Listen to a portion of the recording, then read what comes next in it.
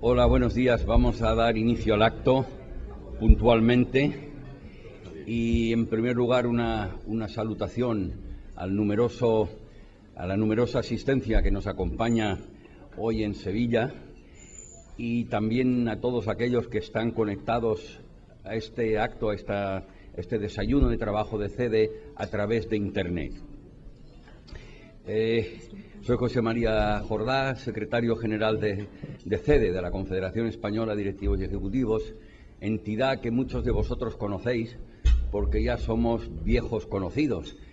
Si no, al menos allá en el año 2005 tuvimos ocasión y he podido comprobar ahora que está en el recuerdo de muchos de los aquí asistentes, tuvimos, decía, la ocasión de organizar aquel primer encuentro hispano-marroquí de directivos.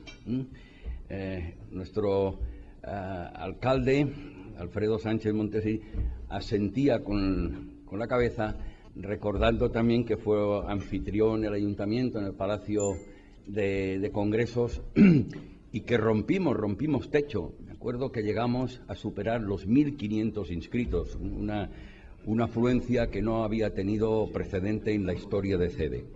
Después hemos tenido durante mucho tiempo desayunos de trabajo, como el de hoy, celebrados normalmente en Madrid. Pero desde hace un año introducimos dos novedades. Por un lado, desde Sevilla, muchos recordaréis que os conectabais a través de videoconferencia en el San Telmo o bien en el Club Antares a unos desayunos de trabajo que celebrábamos, como decía, en Madrid. Pero hemos decidido hacerlos itinerantes y ya 4 ciudades han precedido hoy a este de Sevilla, porque aquí habíamos puesto especial interés con nuestros amigos de ADACEM. ADACEM, la Asociación de Directivos de Andalucía, Ceuta y Melilla, una entidad entrañable que quiere a CEDE y CEDE quiere a la entidad, y hemos tenido años para demostrarlo. Ha sido fiel siempre a estas citas.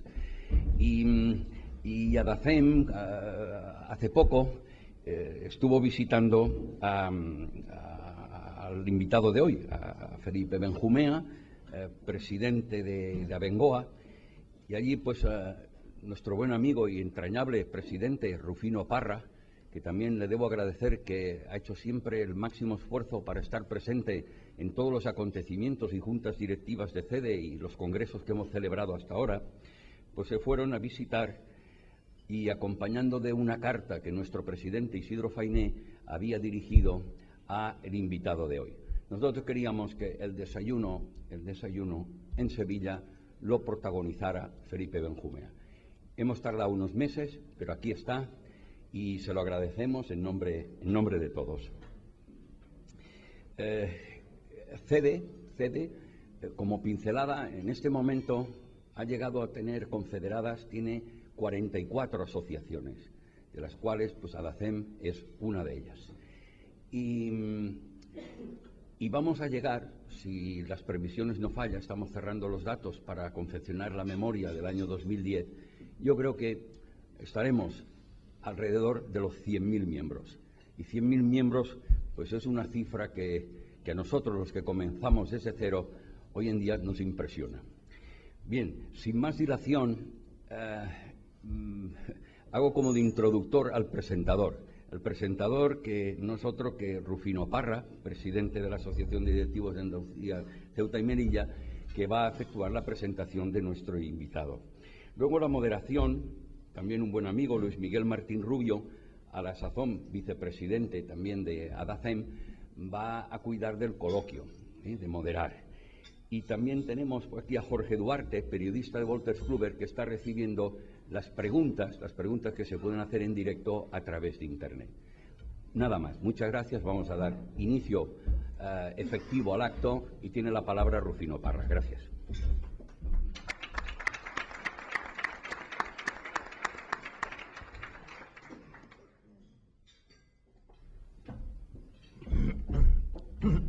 Bueno, buenos días.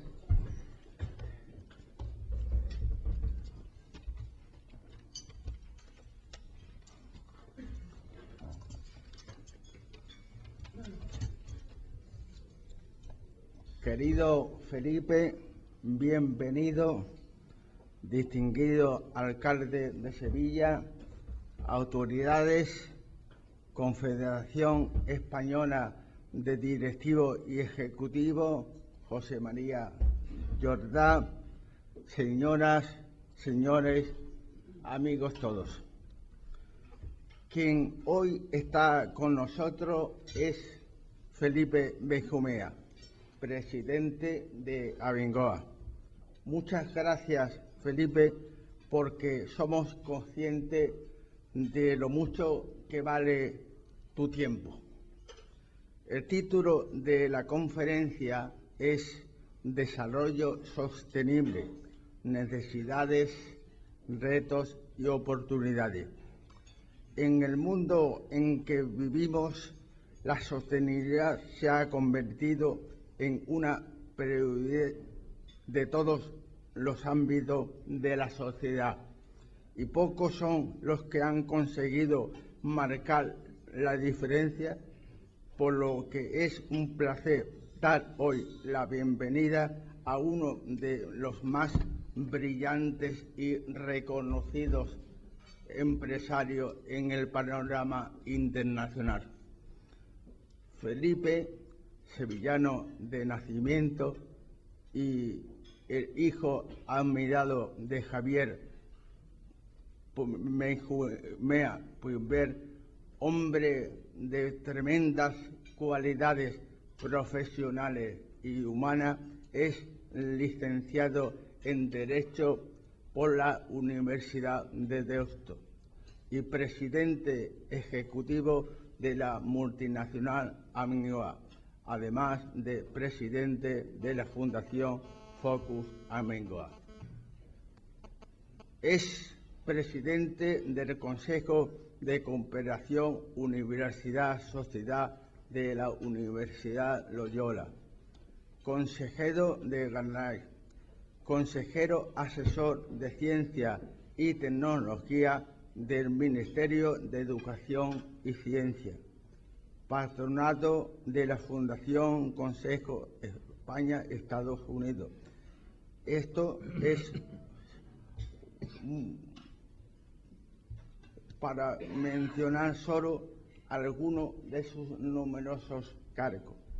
Además, ha formado parte de los consejos de administración de empresas como Sociedad General de Cablevisión, Hispano Inmobiliaria de Gestión, el Banco Santander Central Hispano, Iberia y la compañía operadora del mercado de electricidad, OME. De todos es conocida su inmensa capacidad de trabajo, del trabajo bien hecho, rodeándose siempre de los mejores y proyectando esa actitud en todo ello que ha hecho que Abengoa sea una empresa líder en el escenario internacional de las nuevas tecnologías, con un equipo que seguramente sobrepase 30.000 personas.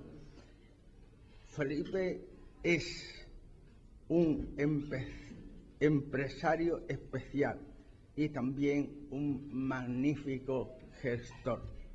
Gracias, Felipe, por estar aquí hoy con nosotros y la conferencia será todo un lujo. Gracias a todos.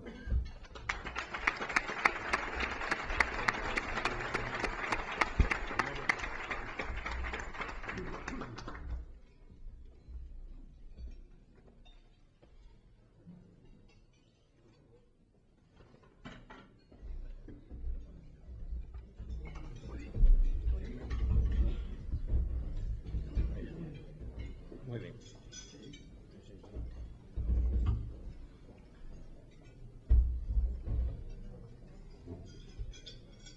Buenos días. Quiero empezar esta intervención agradeciendo a la Junta Directiva de la Confederación Española de Directivos y Ejecutivos que me haya invitado a participar en este desayuno. Creo que estamos necesitados de elementos de articulación de la sociedad civil y en este contexto la tarea de la CEDE cuenta con el mayor de mis respetos. Agradezco especialmente a Rufino Parra el interés que se ha tomado en la organización de este evento y sobre todo sus cariñosas palabras de presentación. He escogido como título de mi presentación el de Desarrollo Sostenible, Necesidad, Reto y Oportunidad. Me propongo hacer una aproximación al tema desde la difícil situación actual, tratando de resaltar el reto que tenemos ante nosotros, pero también las oportunidades que este reto nos ofrece. Haré algunos comentarios sobre la situación económica en la que se encuentra España, como situación de partida para destacar la oportunidad de crecimiento que ofrece un sector importante, como es el de las energías renovables, el cual ha de contribuir de manera decisiva a afrontar el problema global del cambio climático. Tenemos, pues, que identificar la situación. En primer lugar, ¿dónde estamos? Sus causas, por qué estamos aquí, así como los retos y oportunidades futuras. ¿Qué podemos hacer? En el año 2007 se desata una crisis financiera en los países más desarrollados que se transforma en una gran crisis económica. La crisis ha afectado de manera diferente a distintos países en cuanto a su duración y profundidad. En España, el último año ha sido para la economía seguramente el más complicado desde los años 70. Es verdad que las cotas de bienestar de las que partíamos no eran iguales a las de entonces, pero no lo es menos que se ha producido un cambio brusco que nos ha llevado desde un intenso crecimiento, manteniendo durante 15 años, a una importante contracción de la economía con un alto número de empresas en crisis y un nivel de desempleo difícilmente soportable. La crisis no es solo española, pero tampoco es una crisis mundial. En grandes regiones del mundo como Asia, Australia o Suramérica se sigue produciendo altas tasas de crecimiento. Podríamos decir que es una crisis de los países que tradicionalmente llamábamos desarrollados. De estos países, algunos comienzan a ver la salida del túnel basándose en una industria sólida y tecnológicamente avanzada que les permite altos niveles de competitividad. En España vivimos entre 1995 y 2007 un periodo de crecimiento muy superior a la media europea. Logramos que nuestro Producto Interior Bruto per cápita pasara de ser en 1997 el 94% de la media europea al 104% durante 10 años. Durante esos años, nuestro empleo creció a un ritmo 4 veces mayor que el de la media de la Unión Europea. No obstante, aquel crecimiento estaba basado en un sector de la construcción a todas luces sobredimensionado, en fuertes niveles de gasto público, en gran parte basado en transferencias recibidas de Europa y en un desmesurado aumento de la deuda de hogares y empresas. Durante esos años se fue produciendo un gran incremento de la deuda exterior debido en gran medida al déficit de nuestro comercio exterior, causado por la baja competitividad de nuestra economía. Hemos vivido por encima de nuestras posibilidades y existen serias dudas de que parte de esa gran deuda haya sido intervenida en proyectos rentables que nos permitan pagarla. En el año 2007, nuestra productividad del trabajo era un 20% menor que la de la Europa de los 15. Una diferencia que es un lastre a la hora de competir en los mercados internacionales y que se fue fraguando por un crecimiento de la productividad en esos años a los que me refería antes, casi la mitad de la de Francia o Alemania. Y lo que es más grave, el crecimiento de la productividad total de los factores, que indica el peso relativo del conocimiento y la innovación en el crecimiento, fue en España 6 veces menor que en esos países. Es cierto que desde algunos foros se fue advirtiendo de estos desequilibrios y se hacían llamamientos a la formación, la innovación o el conocimiento como necesidades para un modelo de desarrollo, pero no lo es menos que no era fácil abstraerse a una dinámica de aparente prosperidad colectiva. Políticos, empresarios o ciudadanos que compraban una vivienda y 5 años después veían su precio multiplicado por 2. Fueron en general arrastrados por lo fácil. Ahora hemos de reconocer la dificultad de la situación caracterizada por la contracción de la economía y altas tasas de desempleo, y a partir de ella hacer el esfuerzo que la situación requiere. Es imprescindible identificar el contexto en el que nos ha tocado vivir y ser conscientes de que si queremos ser parte del mundo desarrollado, tenemos que competir en una economía global, que la referencia de nuestra actividad tiene que ser el mundo. En los próximos años hemos de tener como regla la austeridad y la salida a los mercados exteriores, que nos permitan generar empleo y riqueza para pagar nuestra deuda. Parece claro que debemos cambiar nuestro modelo de crecimiento adoptando un modelo productivo que nos permita participar en la primera línea del desarrollo de un mundo globalizado. Hemos de ser competitivos y ofrecer al mundo productos de alto valor añadido. Para ello, desde mi punto de vista, necesitamos un plan y una actitud colectiva. Por un plan entiendo reformas estructurales y una apuesta por sectores concretos en los que podamos ser internacionalmente competitivos. Por una actitud entiendo, sobre todo, honestidad en los planteamientos, amplitud de miras, ciertas dosis de riesgo y el esfuerzo de todos los días.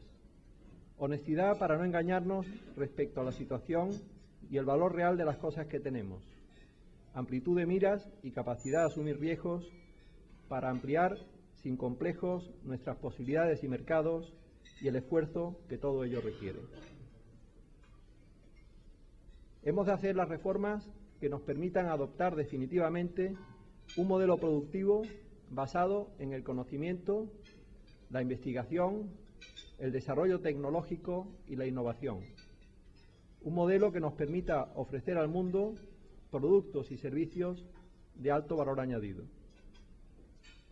Durante los primeros 7 años de este siglo se dieron importantes avances en esa dirección. Se incrementó significativamente el gasto en I+D hasta duplicarlo. Se introdujo la innovación en los distintos planes de I+D. Se crearon departamentos de innovación en los gobiernos del Estado y autonómicos. Y se introdujo una fiscalidad muy avanzada respecto a la I+D en la ley del impuesto de sociedades, lo cual contribuyó muy significativamente al incremento del gasto empresarial en esa área. No obstante, es necesario redoblar el esfuerzo y corregir carencias que perduran en nuestra capacidad de creación y puesta en valor del conocimiento. En esta tarea es fundamental el papel de la universidad y los organismos públicos de investigación que han de implicarse en la resolución de problemas reales de la sociedad que los sustenta, y las empresas teniendo el convencimiento de que solo se es competitivo en el mercado global con capacidad tecnológica, con la inversión que ello requiere, personal cualificado y cooperación con el sistema de I+D. En España está aún pendiente un gran pacto que se dio en los Estados Unidos a partir de la Segunda Guerra Mundial. Un pacto entre las empresas tecnológicamente más desarrolladas y el sistema de universidades y organismos de investigación. Ambos dispuestos a crear conjuntamente conocimiento útil. Un pacto en el que una parte importante de la investigación deja de ser definida en base a la libertad del investigador por y para la curiosidad humana y se convierte en un medio de desarrollo programado. En ese pacto, la administración americana siempre colaboró con sus incentivos, con la definición de unos sectores estratégicos y con un impulso de los mismos mediante la financiación de la I+D en laboratorios nacionales y universidades. Ese gran pacto, del que siempre ponemos como ejemplo al MIT, tiene que producirse en nuestro país y sus tres actores poner los medios y emprender las reformas necesarias para conseguirlo. Les decía antes que necesitamos un plan y una actitud colectiva. No pretendo dar lección alguna, pero sí compartir con ustedes opiniones sobre la actitud con que debemos afrontar un futuro que nos tenemos que ganar. Creo que una situación de crisis como la actual genera cambios y eso es sinónimo de oportunidades. Esas oportunidades en un mundo globalizado y en continuo movimiento solo pueden surgir desde la amplitud de miras, ciertas dosis de riesgo, la diferenciación y la innovación. Pretender vivir mirándonos a nosotros mismos y hacer lo que siempre hemos hecho es estar lejos de la realidad. La clave del futuro en el siglo XXI es mirar al mundo, entender la globalización de usos y mercados como una oportunidad que podemos aprovechar con ilusión, con tesón y con el trabajo de cada día. Nuestra sociedad civil debe reaccionar contra la cultura de lo fácil, del conformismo, de solo conservar lo que tengo. Esta actitud nos lleva a ir retrocediendo poco a poco. El ensimismamiento y la complacencia son, desde mi punto de vista, actitudes que conducen a la decadencia y no al progreso, a la desigualdad y no al desarrollo colectivo. El riesgo debe ser valorado como elemento que puede conducir al fracaso, pero que es necesario para el éxito. El progreso viene de las iniciativas que uno tome, y eso siempre conlleva un riesgo que, por supuesto, hay que minimizar y combatir, pero el mayor riesgo es no asumir ninguno. Nuestro futuro depende de la realidad del presente y del esfuerzo diario de todos nosotros. Tenemos que convertir el mundo en nuestra casa y convertir nuestras tradiciones en algo que nos arraiga, pero no en algo que nos bloquea. Como raíces nos tienen que fortalecer, pero el desarrollo económico y social solo son posibles proyectándose hacia afuera y aceptando retos.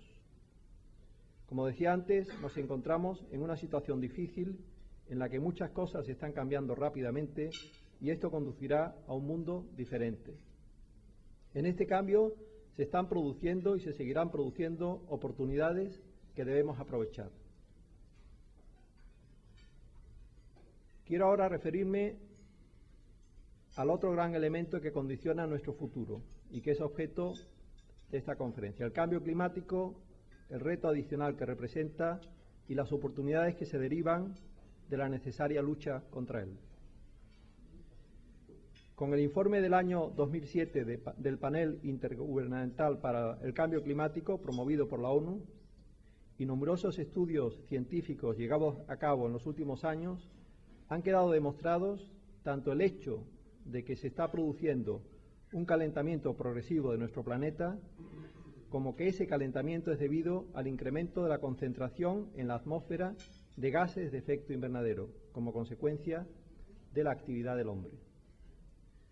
Se ha comprobado experimentalmente cómo se ha ido produciendo un incremento progresivo de la concentración de gases de efecto invernadero en la atmósfera a lo largo de los años transcurridos desde la Revolución Industrial, que es el momento en el que comienza a consumirse de manera generalizada energía de origen fósil, carbón, petróleo, gas, fundamentalmente en el transporte, la producción de energía eléctrica, el consumo doméstico y procesos industriales de todo tipo. El consumo de energía fósil y, por tanto, el nivel de emisiones ha ido creciendo progresivamente en los últimos 150 años, salvo en breves periodos en los que se produce una recesión económica. En el caso de que continuara el nivel de emisiones del momento actual, o aún más, que se produjera el previsible incremento asociado al desarrollo futuro, la temperatura de la Tierra aumentaría en varios grados durante el presente siglo. Este incremento acarrearía importantes efectos sobre las condiciones de vida en el planeta y, por tanto, en las del ser humano. Desaparecería un número significativo de especies animales y vegetales. Se produciría el deshielo progresivo de los polos. Aumentaría sensiblemente el nivel del mar y la economía sufriría en su conjunto importantes consecuencias negativas. Por otra parte, de acuerdo con el informe Stern sobre la economía del cambio climático, el calentamiento global debe ser visto no solo como un grave riesgo para el medio ambiente y, en consecuencia, para nuestra forma de vida, sino también como un elemento de gran impacto negativo en la economía mundial, donde el impacto del cambio climático expondría al mundo a una recesión que podría alcanzar el 20% del PIB global, implicando el riesgo de una disrupción de la actividad económica y social durante el resto de este siglo y el siguiente.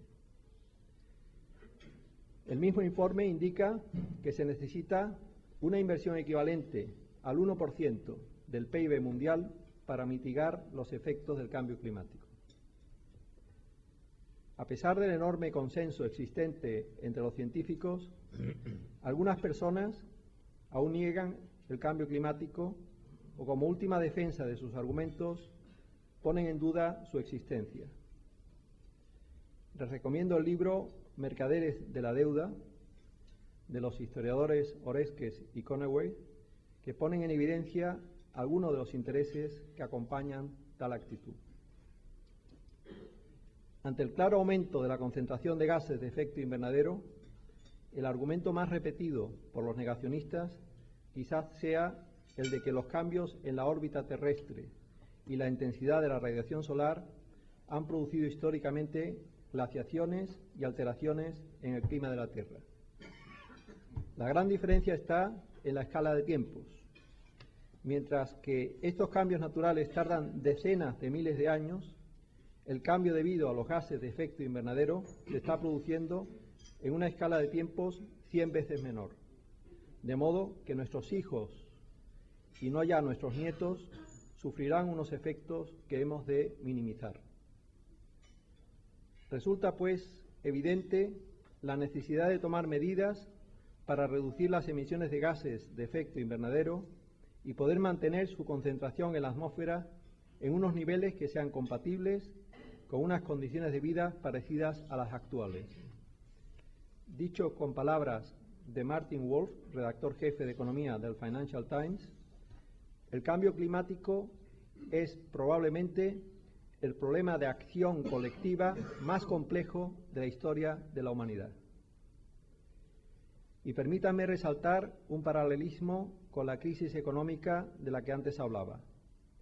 Pudiera ocurrir con este, como con aquella, que aunque numerosas voces reclaman un cambio en el modelo energético y de desarrollo, este no se produzca hasta que las consecuencias no sean realmente serias, con la gran diferencia de que en el caso del cambio climático estas serían mucho peores y de una duración incomparable con la crisis económica, por larga que ésta vaya a ser.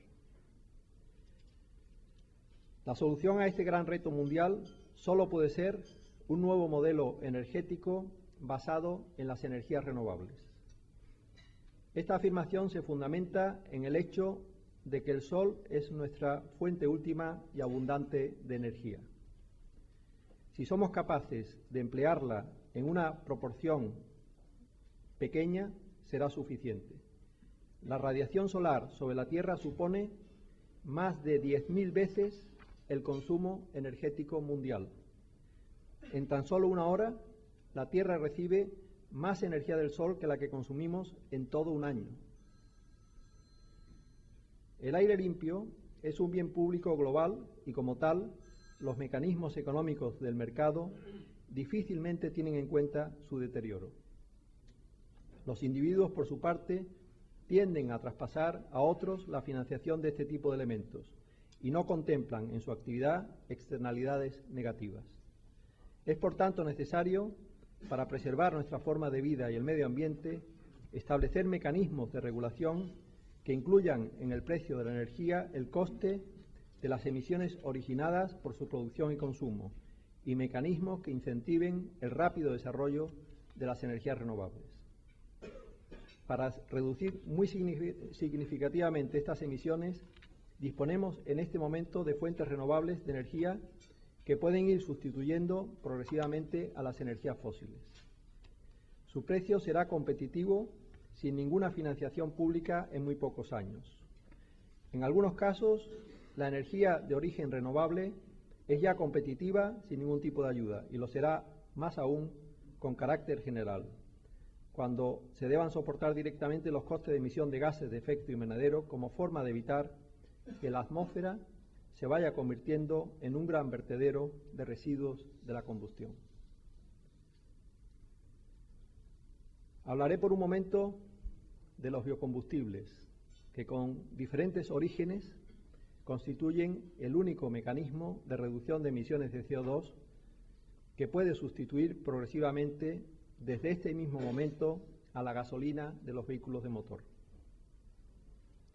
Su coste de producción no es el mismo en todos los casos, pero el obtenido a partir de caña de azúcar en países como Brasil es ya competitivo con el de la gasolina. No se me oculta que el uso de los biocombustibles ha suscitado diversas polémicas sobre su conveniencia.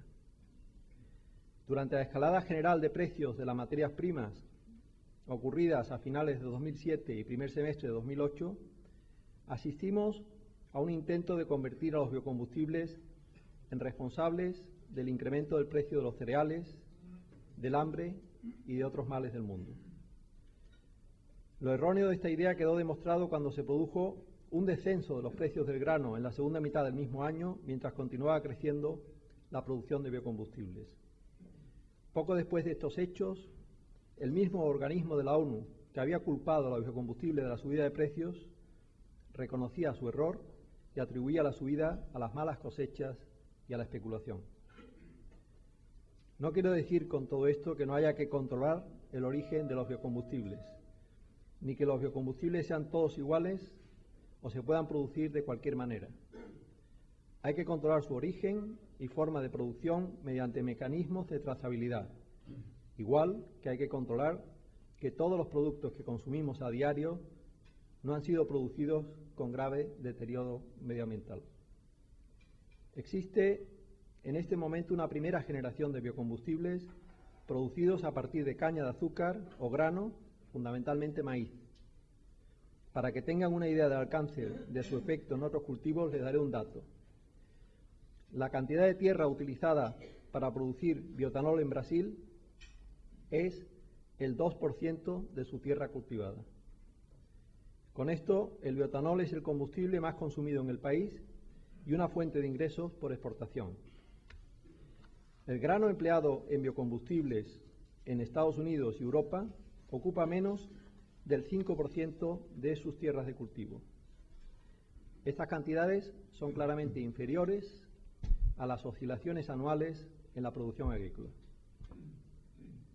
Por otra parte, el factor seguramente más influyente en el precio del grano es el del petróleo, precio que los biocombustibles contribuyen a moderar. En todo caso, sabemos que esta primera generación de biocombustibles será sobrepasada por la segunda, formada por biocombustibles lignocelulósicos y de cultivos energéticos que no compiten con los alimentos. Abengoa construyó hace 2 años y actualmente opera una planta que produce 200 litros de etanol por cada tonelada de paja. Es una planta piloto ubicada en Valvilafuente, provincia de Salamanca, que produce 5 millones de litros al año. En la actualidad estamos construyendo en Kansas, Estados Unidos, una planta comercial que producirá 100 millones de litros de bioetanol al año a partir de paja de maíz, con un rendimiento de 280 litros por tonelada de paja.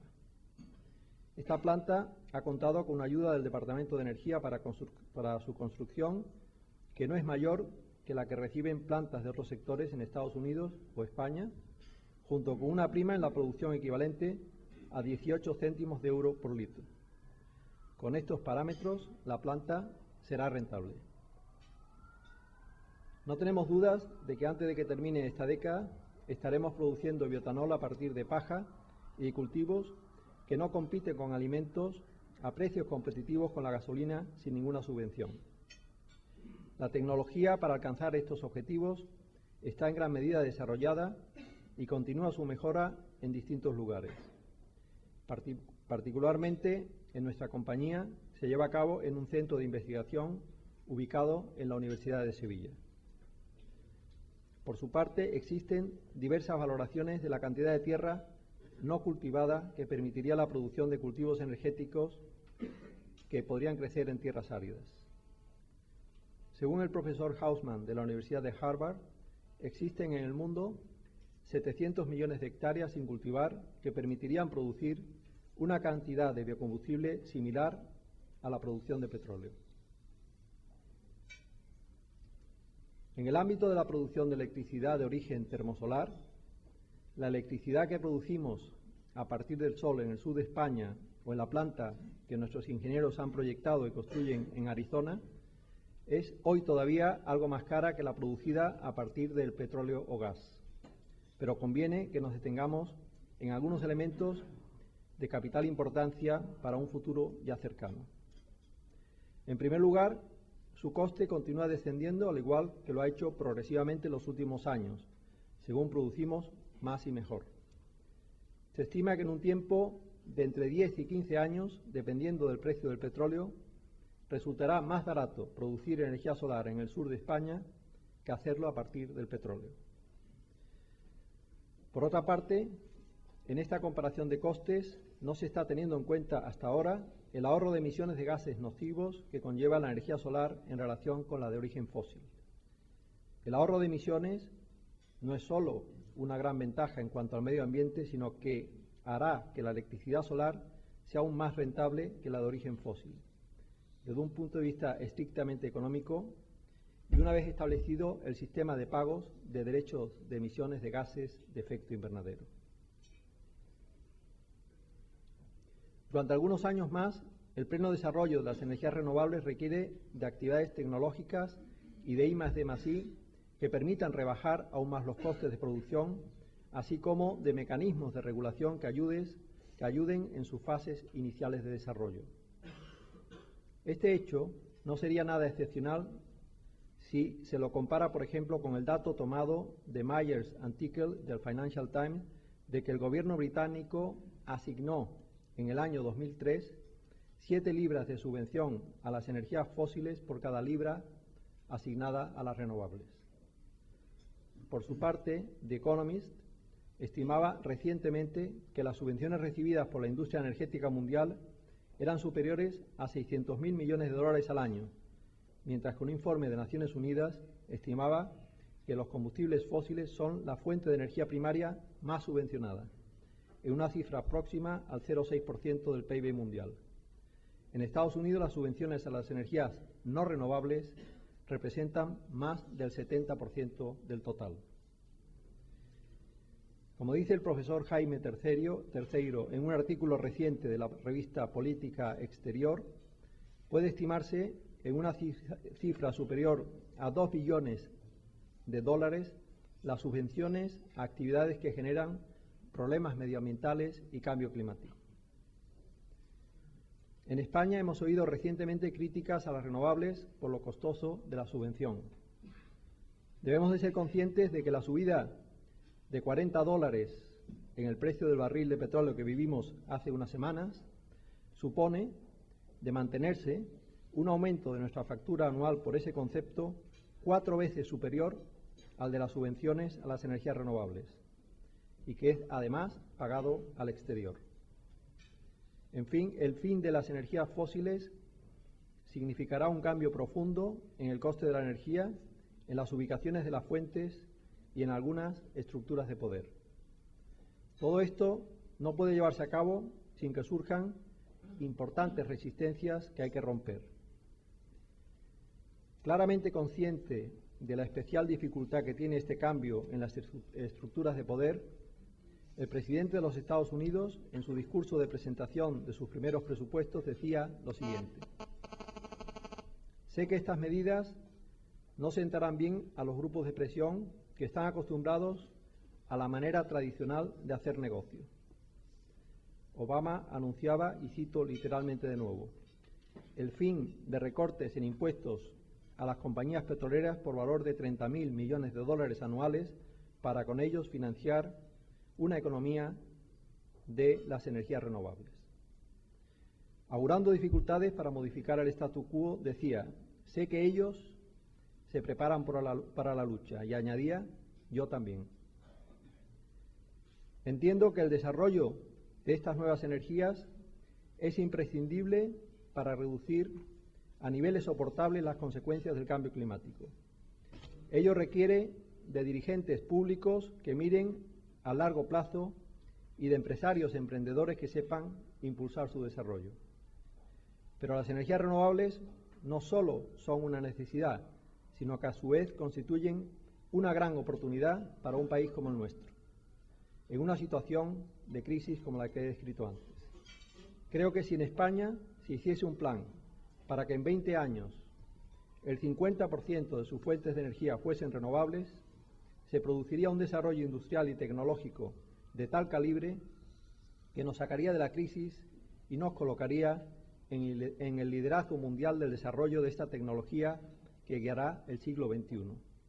Además, nos permitiría salir de la costosísima situación de dependencia energética que padecemos. Una alta cuantía de energías renovables mejoraría sustancialmente nuestra balanza de pagos, nuestro déficit exterior, nuestra seguridad energética y, por lo tanto, nuestra seguridad nacional. Apostar por estas energías no es más que invertir en la mejora de nuestra balanza de pagos y nuestra economía para el futuro.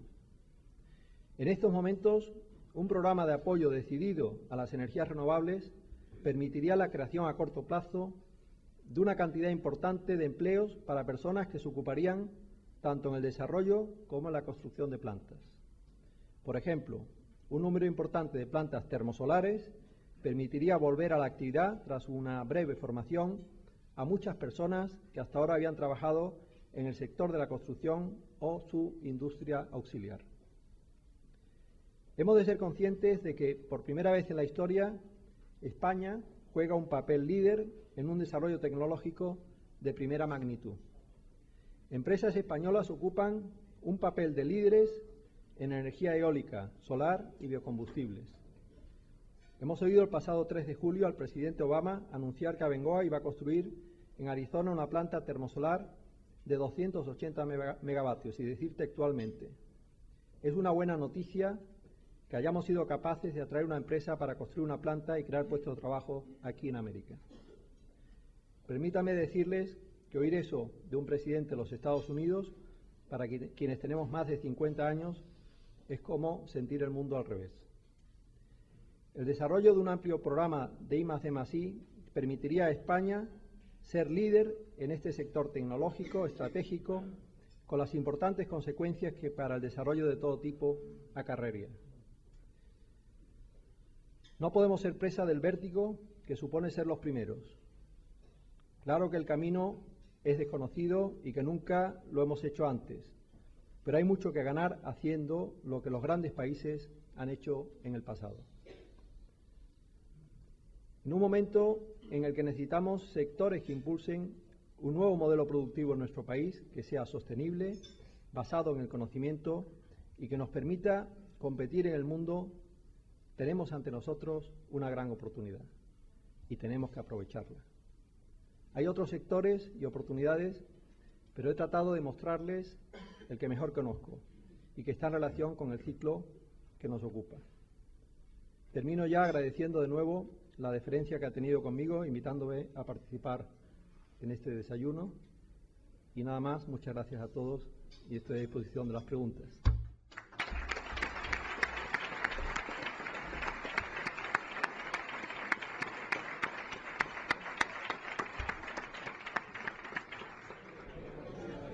Buenos días.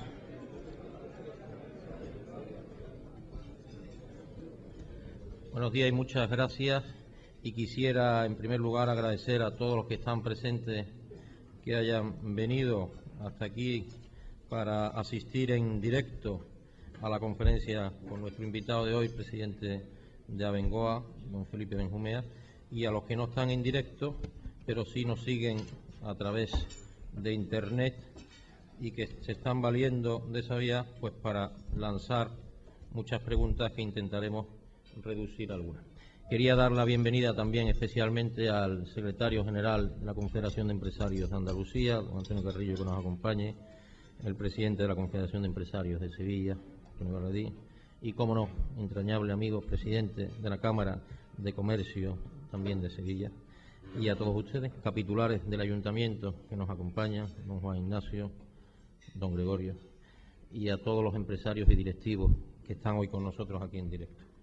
Agradecemos al ponente en su brillante intervención que ha tenido en la mañana de hoy, y son muchas las cuestiones que plantea la intervención y su presencia aquí, todas pues evidentemente muy positivas, y todas pues tienen en el proyecto que usted lidera pues una gran ilusión y unas expectativas muy grandes de que efectivamente sea una salida importante de una empresa que nos hace pues tener y renovar nuestras esperanzas en el futuro.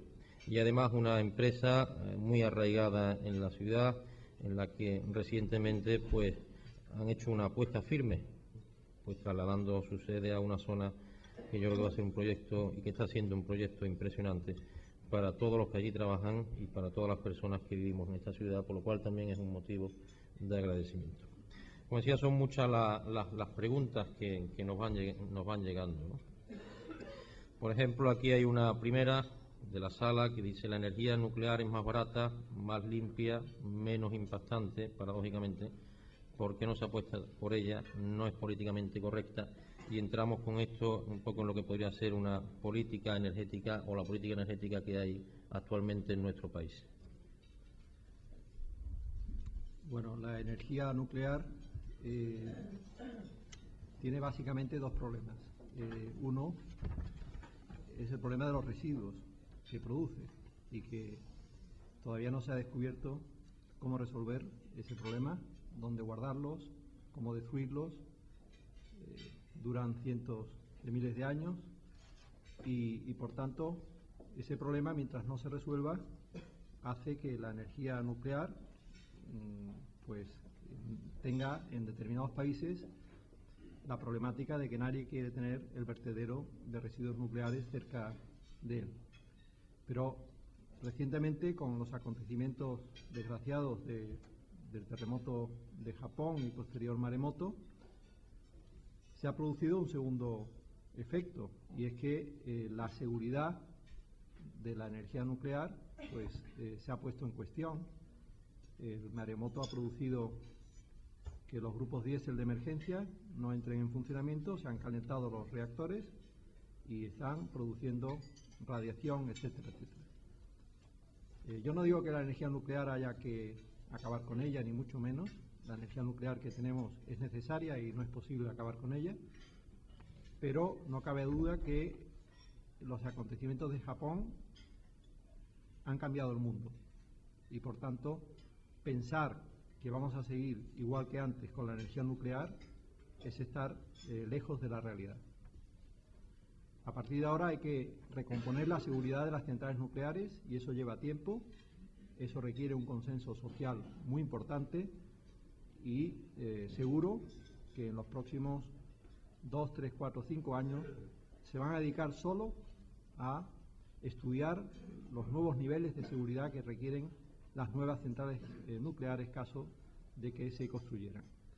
Por tanto, pensar que la energía nuclear es una energía limpia es verdad en cuanto que no produce emisiones de CO2, pero en cuanto a los residuos y en cuanto a los riesgos, pues realmente desde mi punto de vista hay otras energías que a lo largo de los próximos 30, 50 años deberían de ser las energías de base en el sistema eléctrico de cualquier país como el nuestro. En este sentido preguntan si la empresa que usted lidera tiene algún proyecto de ingeniería para reforzar o estudiar con más profundidad lo que podría ser las medidas de seguridad en un proyecto como de fusión nuclear.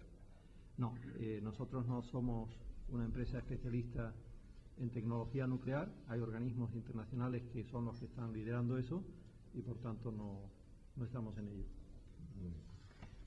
Hay varias preguntas relacionadas con las renovables, un poco el protagonista estrella de la mañana de hoy en este desayuno, ¿no? Dicen que si ha llegado el momento definitivo en el que las renovables aspiren a ser rentables por sí mismas. Y si no fuera así, ¿en qué horizonte temporal estaríamos hablando? Bueno, he hablado en parte de ello en la conferencia, pero es una ecuación que no es fija, porque no es lo mismo hablar de cuándo serán rentables las energías renovables con el petróleo a $50 barril que con el petróleo a $150 barril. Y por tanto, el planteamiento nunca debe de ser oportunista, aunque ahora en este momento beneficien a las energías renovables, sino debe ser un planteamiento a largo plazo, de forma que permita que tengamos proyectos de investigación que a su vez reduzcamos los costos de producción y que estos sean competitivos con un petróleo a niveles mucho más baratos, de forma que nadie tenga dudas cuando baje de seguir apoyándolas o no. Desde mi punto de vista, fácilmente en 10 años las energías renovables serán unas energías perfectamente competitivas y ya lo son hoy día algunas. Hay algún problema de gestionabilidad, Rufino es experto en ello, en algún tipo de energía renovable, pero en otras no, son perfectamente gestionables, puesto que son almacenables y por tanto yo creo que las ventajas de las energías renovables se irán imponiendo poco a poco. El problema que tenemos es que es muy difícil pensar, y yo no estoy diciendo eso, que las energías renovables vayan a ser las únicas energías. Lo que estamos diciendo es que tienen que tener un peso mucho mayor del que tienen hoy día en el mix energético mundial. Y incidiendo un poco más en esta cuestión, hablan de la posibilidad de una única dependencia de energía renovable en un futuro de 40 años. No es posible. Tenemos que pensar que ojalá fuera posible, ¿no? Pero eso sería una irrealidad. 40 años en temas energéticos, y vuelvo a mencionar a Rufino, no es nada. Es decir, tenemos que pensar que el diseño y construcción de nuevas tecnologías llevan su tiempo. Una planta termosolar tarda en construirse hoy día 18 meses de ese orden, 2 años, y nuevas tecnologías, nuevos desarrollos de plantas termosolares pues tardan en construirse plantas pilotos, en construirse plantas de demostración, pues 4 o 5 años. Tenemos que pensar que después construir toda esa serie de plantas, construir las evacuaciones, buscar los lugares, desarrollar las permisologías. Nosotros estamos hablando de energías renovables no en los próximos 40 años, sino a lo largo de todo este siglo como mínimo. Don José María Piñar nos pregunta, ¿qué desarrollo espera usted en materia legislativa de renovables en Europa en los próximos años tras los distintos recortes en países como España, Italia o Reino Unido? Bueno, la legislación europea en temas de la regulación, en temas de renovables está y es correcta para poder desarrollarlas. El tema está cuando se cambian después o se desarrollan cambios normativos que afectan a legislaciones que han impulsado inversiones, y ese es un tema pues muy criticable y por tanto nada beneficioso para la seguridad jurídica de las inversiones. Pero la legislación y la regulación existe a nivel europeo y ahí está perfectamente. El problema que se plantea en Europa ahora es distinto. El problema está en que países como Alemania, que estaban pensando en alargar la vida de las centrales nucleares, pues ahora se lo cuestionan, porque no es fácil tomar esas decisiones y sobre todo pues tienen que revisar todos los temas de seguridad. Y claro, en países que no tienen otras fuentes de producción de energía, pues tienen un gran conflicto. Es decir, pensemos que Francia es distinto, puesto que todavía no se está planteando eso y dicen que pues el 70% de su energía es nuclear. Muy bien, pero en otros países del norte de Europa, al final tendrá que plantearse o importar gas de Rusia o del norte de África o traer y transportar energía renovable del sur de Europa. Es decir, esa solución que se ha puesto en marcha a través de una asociación que los propios alemanes han liderado, creo que va a ser una solución y que se va a desarrollar. Es decir, el sur de Europa, y en concreto Andalucía, puede ser un lugar de producción de energía termosolar de forma importante para exportar a Europa. Y yo creo que eso, con los acontecimientos de Japón, pues se van poniendo cada vez más y tardarán años, no es un problema de un día ni de dos, pero serán conclusiones a las que lleguemos seguramente. Y con respecto a los acontecimientos de Japón, Nicolás Sierra pues incide un poco en que si puede causar un cambio en el modelo energético actual, si no valora a mejor excesiva la reacción de diversos países de la Unión Europea en relación con el tema de la energía nuclear. Yo creo, lo he dicho antes, que va a producirse un cambio claro en el modelo energético. En Estados Unidos, días antes del accidente nuclear de Japón, se habían anunciado proyectos de entre 30 y 50 mil millones de dólares para investigación en I+D nuclear para un plan de desarrollo de nuevas centrales. Ahora no creo que estén hablando de ello. En Alemania lo mismo. Parecía que con el nuevo impuesto iban a poder sacar fondos para invertir en otros temas y crecer en la economía. Ahora veremos a ver si eso... Es decir, el cambio es una realidad. Como todos acontecimientos gordos que ocurren en el mundo, pues tardamos en reaccionar, en querer asimilar que nos ha cambiado algo, y yo tengo claro que la energía nuclear tiene que replantearse su futuro en base a la seguridad y al tema de los residuos. Existe un proyecto en Europa que trata de desarrollar esa nueva energía nuclear y que es un proyecto muy importante y que yo creo que es trascendental para el mundo, y que es aquella energía nuclear que fuera intrínsecamente segura y que además, es decir, que en vez de la radiación hacia afuera, que fuera una especie de implosión, y que además pudiera consumir los residuos de las energías nucleares actualmente almacenados. Ese es un proyecto que se está desarrollando. Si se llegara a conseguir, pues no cabe duda que el mundo cambiaría radicalmente. En ese sentido, vía internet nos preguntan que si existe otras alternativas como el hidrógeno que podrían ayudar a la reducción del consumo de combustibles fósiles, y si el proyecto que usted lidera tiene alguna idea o alguna iniciativa en este sentido. Sí, el hidrógeno es otro vector energético como la electricidad, y no cabe duda que tiene la ventaja de que además es almacenable, cosa que la electricidad pues tiene ese problema, ¿no? Creemos que el hidrógeno será una fuente energética de futuro. Nosotros estamos apostando en ello. De hecho, estamos desarrollando un proyecto muy importante de investigación en temas de reformado de etanol para producción de hidrógeno para mover submarinos, y que ya está con plantas pilotos construidas y probándose.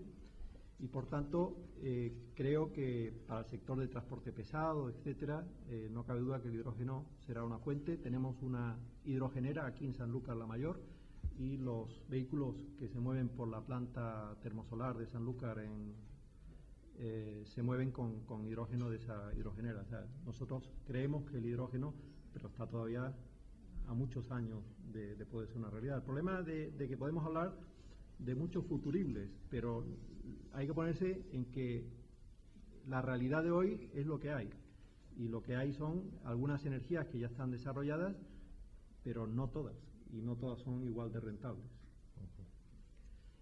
Ya por ir terminando en este capítulo, pero hay algunos aquí que nos hablan, bueno, también en este sentido, África, por ejemplo, ¿qué papel podría jugar en este nuevo escenario de desarrollo sostenible y energías de este tipo? Podría jugar un papel muy importante. El proyecto que he mencionado antes, alemán, en el que Abengoa participa, que se llama Desertec, que se trata de producir grandes centrales termosolares en el norte de África y transportarlas con líneas de corriente continua por España e Italia hacia el norte de Europa. Pues es un proyecto con cara y ojos y que se está trabajando en él. También hay otro proyecto francés que trata de desarrollar las líneas de evacuación. Todo eso está en marcha, pero para hacer inversiones a largo plazo, y en temas energéticos a largo plazo son 20, 30, 40 años, también se requiere una estabilidad política, y ahora mismo pues pues eso está un poco más cuestionado, ¿no? Está claro. Hay muchas cuestiones de interés general o también de economía nacional, y a través de Internet también nos llega una pregunta en la que, en su opinión, cuáles podrían ser los 3 sectores, por poner un número, que podrían funcionar como áreas pues para salir de la actual situación de crisis que es la que vivimos. Bueno, mencionar 3 es muy difícil porque creo que hay muchos sectores y que en España tenemos que volver a tener confianza en la industria, porque la industria es la que nos va a sacar de la actual situación de crisis. Hay industrias y empresas muy importantes aquí presentes, de la industria del aceite de oliva, por ejemplo. En España tenemos que fijarnos y hacer una reflexión. ¿Por qué en el País Vasco el paro es del 8% y nosotros lo tenemos del 30%? Pues básicamente porque allí hay una industria potente que es competitiva a nivel internacional, que es capaz de exportar, etcétera, etcétera, etcétera. Por tanto, yo creo que hay muchos sectores industriales que son muy potentes, que lo están haciendo muy bien, que están fuera de España y que están invirtiendo enormemente, y que por tanto creo que hay un dato: las inversiones de las empresas españolas fuera de España, la internacionalización de la empresa española en términos en euros, significa básicamente como el 70% del PIB español. Es decir, que España, y hace 20 años creo que era, si no recuerdo mal, alrededor del 6%. Por tanto, España, la industria española ha hecho un importante esfuerzo de internacionalización. Lo que pasa es que ahora estamos en una etapa de crisis, con un poco de depresión, etcétera, pero tenemos que salir de ello y pensar que en España hay muchas industrias, muchas empresas y muchas capacidades para crecer y volver a la normalidad. No hay que estar en el pesimismo. Y, por ejemplo, Maite Márquez nos pregunta que cómo podemos contribuir desde nuestros parámetros, paradigmas, en la transformación de las personas hacia una actitud de honestidad, amplitud de mira, asunción de riesgo, valoración del esfuerzo, recuperación de esos valores. Bueno, yo creo que esta asociación es un foro muy importante para ello. Es decir, en gran parte viene de la formación, y la formación pues se produce aquí, se produce en las universidades. No cabe duda que en la formación tenemos que asumir el riesgo. Si no hay riesgo, si no hay espíritu de sacrificio, si no hay espíritu por el esfuerzo y por perderlo todo, pues difícilmente va a haber iniciativas y difícilmente va a haber empresas que se la jueguen y que se salgan por el mundo, etcétera, etcétera. Ese es lo que yo me refiero con amplitud de miras, con honestidad, con no tener miedo al cambio, etcétera, etcétera. Y en ese sentido, Raúl Romera también nos pregunta qué puede hacer nuestro país para retener y atraer el talento necesario para el futuro, que no haya evasión de... Bueno, yo pienso que no es malo que el talento español salga de España, ya volverá. Es decir, el talento español es bueno que salga, que entre. Estamos en un mundo global y no hay que hacer de eso una cuestión. Hoy día están saliendo mucho talento hacia el mundo y volverá. Y eso está pasando y ha pasado en muchos países, en el propio Estados Unidos, en la India, etcétera. Es bueno que el mundo sea global, y es bueno que los españoles podamos vivir X años fuera, formarnos, trabajar, y con una experiencia muy importante seguro que se vuelve, porque el español al final acaba volviendo, seguro. Y hablando un poco del modelo americano de conjunción o de relación de lo que es el mundo de la empresa y la universidad, que en nuestro país pues en cierta manera ha estado muy apartado, ¿cree que se puede llevar ese proyecto aquí, que yo creo que algo se está haciendo, y con qué universidad española se podría iniciar con aquí? Yo en concreto no soy un experto en el mundo de la universidad, pero sí estoy colaborando en el tema de las universidades privadas. Yo creo que tanto las universidades públicas como las universidades privadas están formando a agentes en general a la juventud de forma competitiva, y yo no veo ningún problema en el sistema educativo en ese aspecto. Hay otros muchos y de los que yo pues no estoy preparado para opinar, ¿no? Pero sin embargo sí creo que en Andalucía hay que abrir otros frentes también de universidades, como estamos promoviendo desde la Universidad Loyola Andalucía. Yo creo que la universidad tiene que volver a ser competitiva entre ellos, para que de verdad se produzca esa competitividad. tenemos que ser capaces de que haya ranking de universidades, tenemos que ser capaces de que no sea todo lo mismo, de que uno tenga libertad de movimientos, etcétera, etcétera.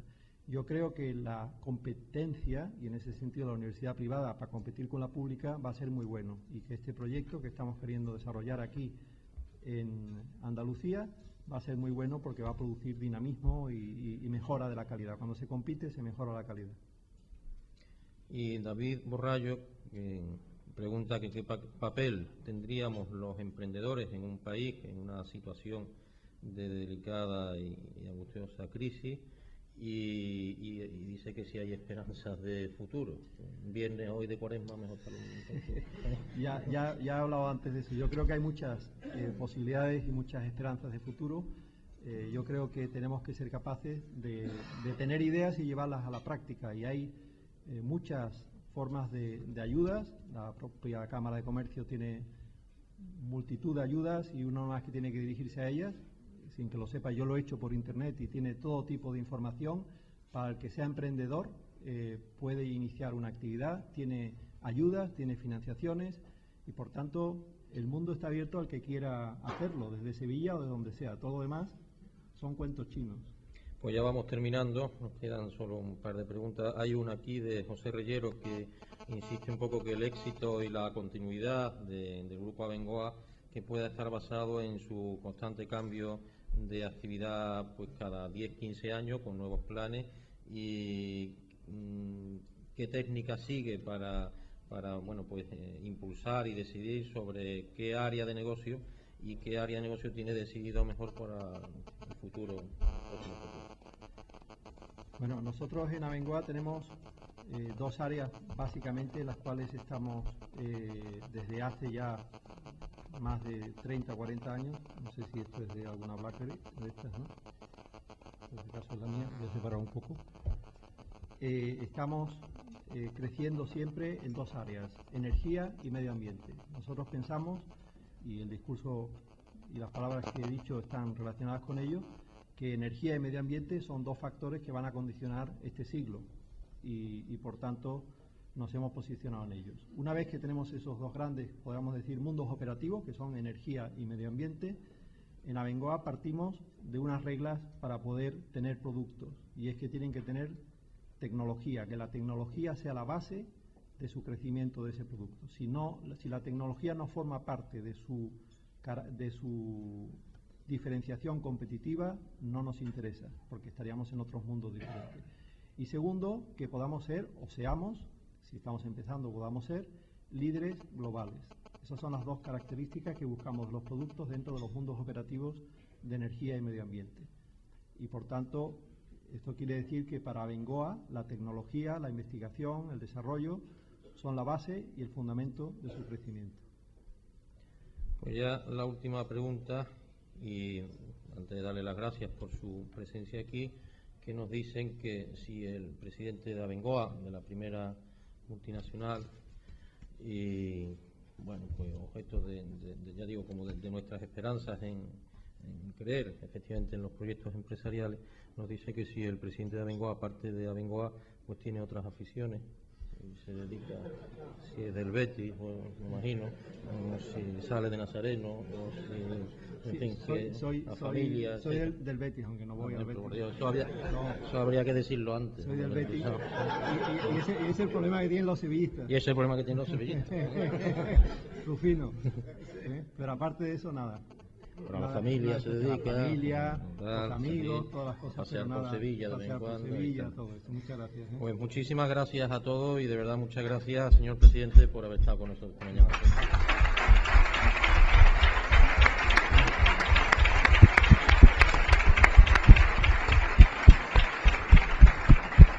Sí, gracias. Bueno, ya han cortado, ¿no? No sé, ahí está en el aire. Sí, bien. En nombre de CEDE, agradeceros a todos vuestra presencia, a los que han estado en internet, que han estado bastante activos también, y una referencia que en la presentación he olvidado, que nuestro invitado, Felipe Benjumea, es patrono de la Fundación CEDE.